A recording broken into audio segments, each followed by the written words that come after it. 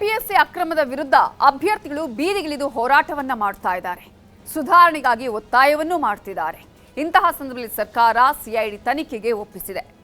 ಮತ್ತೊಂದು ಕಡೆ ಸಚಿವ ಸಂಪುಟ ವಿಸ್ತರಣೆಯ ಕಿಚ್ಚು ಬಹಳ ಜೋರಾಗಿ ದೆಹಲಿಯಲ್ಲಿ ನಡೀತಾ ಇದ್ದು 2ನೇ ಲಿಸ್ಟ್ ಮೇಲೆನೆ ಎಲ್ಲರ ಕಣ್ಣು ನೆಟ್ಟಿದೆ. ಇದೇ ಸಂದರ್ಭದಲ್ಲಿ ಮಾಜಿ ಸಚಿವ ಜಮೀರ್ ಅಹಮದ್ಗೆ ಸಚಿವ ಸ್ಥಾನ ಸಿಗುತ್ತೋ ಇಲ್ವೋ ಗೊತ್ತಿಲ್ಲ. ಆದರೆ ಇದೇ ಸಂದರ್ಭದಲ್ಲಿ ಅವರು ಕ್ಷಮೆ ಯಾಚಿಸಿದ್ದು ಸಾಕಷ್ಟು ಕುತೂಹಲಕ್ಕೆ ಕಾರಣವಾಗಿದೆ. ಆಡಿಯೋ ಬಾಂಬ್ ಜಮೀರ್ ಕ್ಷಮೆಯಾಚನೆ. ಜಮೀರ್ ಕ್ಷಮೆ ಕೇಳಿದ್ದರ ಹಿಂದಿದೆಯ ಸಂಪುಟ ಲೆಕ್ಕ. ಜಮೀರ್ ಕ್ಷಮೆ ಕೇಳಿದ್ದಾರೆ. ರಾಜ್ಯದ ಮುಸ್ಲಿಂ ಸಮುದಾಯದ ಪ್ರಬಲ ನಾಯಕ, ಕಾಂಗ್ರೆಸ್ನ ಕಟ್ಟಾಳು ಜಮೀರ್ ಅಹಮದ್ ಕ್ಷಮೆ ಕೇಳಿದ್ದಾರೆ. ನಾನ್ ತಪ್ಪು ಮಾಡಿಲ್ಲ, ಪಕ್ಷಕ್ಕೆ ದ್ರೋಹ ಮಾಡಿಲ್ಲ, ಒಂದು ವೇಳೆ ದ್ರೋಹ ಮಾಡಿದ್ರೆ ಕ್ಷಮಿಸಿ ಅಂತ ಜಮೀರ್ ಅಹಮದ್ ಹೇಳೋದ್ರ ಮೂಲಕ ರಾಜ್ಯ ರಾಜಕೀಯದಲ್ಲಿ ಸಂಚಲನ ಮೂಡಿಸಿದ್ದಾರೆ. ಇದು ಸಂಚಲನ ಮಾತ್ರವಲ್ಲ, ರಾಜಕೀಯ ದಾಳವೂ ಇರಬಹುದು, ಮಂತ್ರಿಗಿರಿ ಪಡೆಯಲು ಸೂತ್ರವೂ ಇರಬಹುದು ಅನ್ನೋ ಮಾತುಗಳು ಹರಿದಾಡ್ತಿವೆ. ಬಹಳ ಜನ ಏನು ಮಾಡಿದ್ರು, ನಾನು ಆಗದೆ ಇರೋರು ಅಲ್ಲಿ ಸಿದ್ದರಾಮಯ್ಯದಲ್ಲಿ ಪಕ್ಷದಲ್ಲಿ ಇವ್ರು ಪಕ್ಷದ ವಿರೋಧಿ ಮಾಡಿದ್ದಾರೆ ಅಂತ ಆ ತಲೆಯಲ್ಲಿ ತುಂಬಿಟ್ಟಿದ್ದಾರೆ. ನಾನು ಹಾಗಾಗಿ ನನ್ನ ಪಕ್ಷದಲ್ಲಿ ಎಲ್ಲರಿಗೂ ನಾನು ನನ್ನ ಕಡೆಯಿಂದ ಏನಾದ್ರು ತಪ್ಪಾಯಿದ್ರೆ ದಯಮಾಡಿ ಕ್ಷಮೆ ಕೋರಿ ಅಂತ ನಾನು ಕ್ಷಮೆನೂ ಕೇಳ್ಕೊಂಡಿದ್ದೀನಿ. ನಾನು ಹೌದು, ಸಚಿವ ಸಂಪುಟ ವಿಸ್ತರಣೆಯ ಸಮಯದಲ್ಲೇ ಸಚಿವ ಸಂಪುಟಕ್ಕೆ ದಿಲ್ಲಿಯಲ್ಲಿ ಕ್ಲೈಮ್ಯಾಕ್ಸ್ ನಡೀತಿರೋ ವೇಳೆಯಲ್ಲೇ ಜಮೀರ್ ಅಹಮದ್ ಕ್ಷಮೆಯ ಮಾತುಗಳನ್ನಾಡಿದ್ದಾರೆ. ಹೌದು, ಜಮೀರ್ ಅಹಮದ್ ಇದ್ದಕ್ಕಿದ್ದಂತೆ ಕ್ಷಮೆ ಕೇಳಿದ್ದಾರೆ. ಸಚಿವ ಸ್ಥಾನಕ್ಕಾಗಿ ಹೋರಾಟ ಶುರುವಾಗಿರೋವಾಗಲೇ ಕ್ಷಮೆಯೊಂದನ್ನು ಯಾಚಿಸಿದ್ದಾರೆ. ಸಂಪುಟ ವಿಸ್ತರಣೆ ಕ್ಲೈಮ್ಯಾಕ್ಸ್ನಲ್ಲಿ ಇರೋವಾಗಲೇ ಜಮೀರ್ ಕ್ಷಮೆ ಕೇಳಿದ್ದು ಹಲವು ಅನುಮಾನಗಳನ್ನು ಹುಟ್ಟಿಸಿದೆ. ಹೌದು, ಎಲ್ಲಾ ಸರಿಯಾಗಿದ್ದಿದ್ರೆ ಜಮೀರ್ ಮೊದಲ ಬಾರಿ ಸಂಪುಟ ರಚನೆಯಾದಾಗಲೇ ಸಚಿವರಾಗಿ ಆಯ್ಕೆಯಾಗಬೇಕಿತ್ತು. ಆದರೆ ಆಗ ಜಮೀರ್ ನಸೀಬು ಸರಿಯಾಗಿರಲಿಲ್ಲ. ಯಾವುದೋ ಒಂದು ಶನಿಯಂತೆ ಜಮೀರ್ ಹೆಗಲೇರಿತ್ತು. ಅದೇ ಕಾರಣಕ್ಕೆ ಮೊದಲ ಲಿಸ್ಟ್ನಲ್ಲಿ ಜಮೀರ್ ಹೆಸರು ಬಂದೇ ಇರಲಿಲ್ಲ. ಆ ಶನಿ ಯಾವುದು ಗೊತ್ತಾ? Audio bomb. ದಾವಣಗೆರೆ ದಕ್ಷಿಣ ಉಪಚುನಾವಣೆಯಲ್ಲಿ ಪಕ್ಷಕ್ಕೆ ದ್ರೋಹ ಮಾಡಿದ್ದರೆಂಬ ಆರೋಪಕ್ಕೆ ಸಿಕ್ಕಿದ್ದ ಆಡಿಯೋ ಬಾಂಬ್. ದಾವಣಗೆರೆ ದಕ್ಷಿಣ ಮಿನಿ ಫೈಟ್ ವೇಳೆ ಆಡಿಯೋ ಬಾಂಬ್. ದಾವಣಗೆರೆ ದಕ್ಷಿಣ ಉಪಚುನಾವಣಾ ಸಮರದ ಸಮಯ. ಆಗ ದಾವಣಗೆರೆ ದಕ್ಷಿಣ ಅಭ್ಯರ್ಥಿ ಸಮರ್ಥ ಶಾಮನೂರು ಗೆಲ್ಲಿಸಲು ಇಡೀ ಕಾಂಗ್ರೆಸ್ ಶ್ರಮಪಟ್ಟಿತ್ತು. ಆದರೆ ಅಲ್ಪಸಂಖ್ಯಾತರಿಗೆ ಟಿಕೆಟ್ ಸಿಕ್ಕಿಲ್ಲ ಎಂಬ ಕಾರಣಕ್ಕೆ ಜಮೀರ್ ಮಸಲತ್ತು ಮಾಡಿದ್ರಂತೆ. ಸಮರ್ಥ ವಿರುದ್ಧವೇ, ಅಂದ್ರೆ ಕಾಂಗ್ರೆಸ್ ವಿರುದ್ಧವೇ ಸಂಚು ರೂಪಿಸಿದ್ರಂತೆ. ಸಮರ್ಥ ಸೋಲಿಸಲು ಏನೇನು ಮಾಡಬೇಕೋ ಅದೆಲ್ಲ ಮಾಡಿದ್ರಂತೆ. ಇಂಥ ಮಾತುಗಳು ಹರಿದಾಡ್ತಾ ಇರೋವಾಗಲೇ ಒಂದು ಆಡಿಯೋ ರಿಲೀಸ್ ಆಯಿತು. ಆ ಆಡಿಯೋದಲ್ಲಿ ಜಮೀರ್ ಅಹಮದ್ ಮತ್ತು ರಾಜ್ಯ ಅಲ್ಪಸಂಖ್ಯಾತ ಅಭಿವೃದ್ಧಿ ನಿಗಮದ ನಿರ್ದೇಶಕ ಮೊಹಮ್ಮದ್ ಸಿರಾಜ್ ಜೊತೆ ಮಾತನಾಡಿದ್ದರು.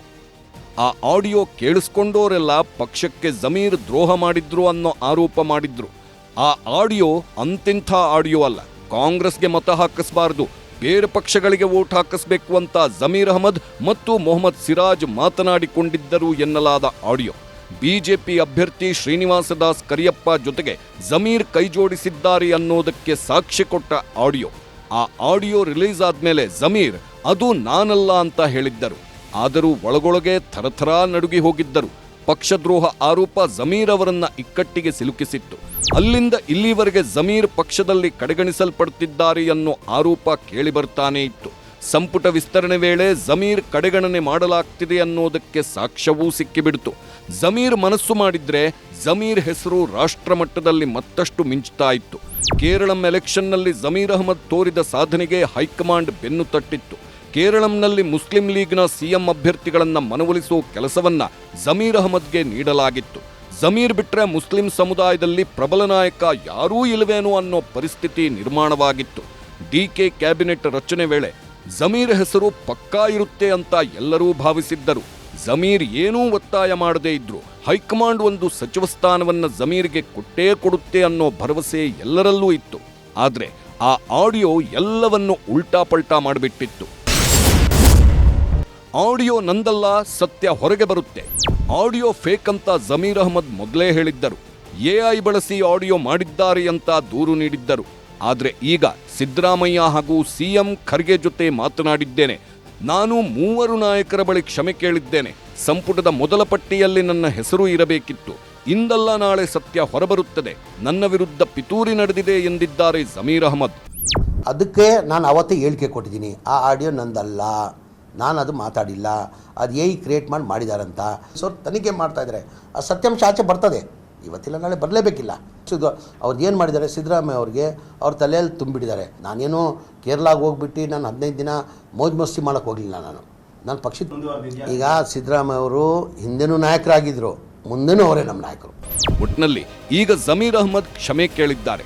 ಸಂಪುಟದ 2ನೇ ಲಿಸ್ಟ್ನಲ್ಲಿ ತಮ್ಮ ಹೆಸರು ಇರಬಹುದು ಅನ್ನೋ ಭರವಸೆ ಜಮೀರ್ಗಿದೆ. ಯಾವುದೇ ಮಂತ್ರಿಗಿರಿ ನೀಡದೇ ಇದ್ರೂ ಪಕ್ಷಕ್ಕಾಗಿ ದುಡಿತೀನಿ ಅನ್ನೋದು ಜಮೀರ್ ಮಾತು. ಸಂಪುಟ ವಿಸ್ತರಣೆ ವೇಳೆಯೇ ಈ ಕ್ಷಮೆ ಕೇಳಿರೋದ್ರ ಹಿಂದೆ ಸಂಪುಟ ಲೆಕ್ಕವೂ ಇದೆಯಾ ಅನ್ನೋದು ರಾಜ್ಯ ರಾಜಕೀಯದಲ್ಲಿ ಹರಿದಾಡುತ್ತಿರೋ ಅನುಮಾನ.